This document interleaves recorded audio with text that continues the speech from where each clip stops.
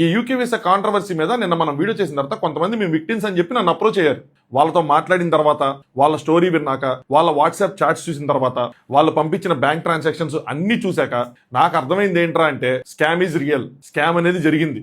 మధుకర్ గారు ఈ సిఓఎస్ కి సంబంధించిన బ్యాక్ డోర్ అయితే ఖచ్చితంగా ఓపెన్ చేశారు. అక్కడ ఈ సిఓఎస్ కోసం కొంతమంది మనీ పే చేసి మోసపోయారు. దీనికి బాధ్యత ఎవరు వహించాలి అంటే మధుకర్ గారే వహించాలి. యాపిల్స్ అమ్మాము, అవి పుచ్చిపోతే మాకేం సంబంధం లేదంటే అవదు. అక్కడ ఇప్పుడు నేను జియో సిమ్ తీసుకున్న తర్వాత నాకు ఏదైనా ప్రాబ్లం వస్తే అయితే షాప్ వాడి దగ్గరికి వెళ్తా, లేదంటే కస్టమర్ కేర్ దగ్గరికి వెళ్తా. అంతేగాని అంబానీ గారికి ఫోన్ చేసి అంబానీ గారు ఇష్యూ వచ్చిందంటే ఆయన పట్టించుకోరు కదా.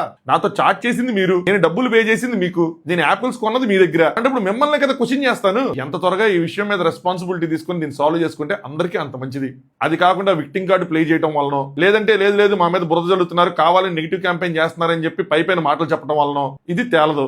లేదు నిజంగా మీకేం సంబంధం లేకపోతే point to point, transaction to transaction, message to message మీరు ఖచ్చితంగా దీన్ని ఎక్స్ప్లెయిన్ చేయాలి.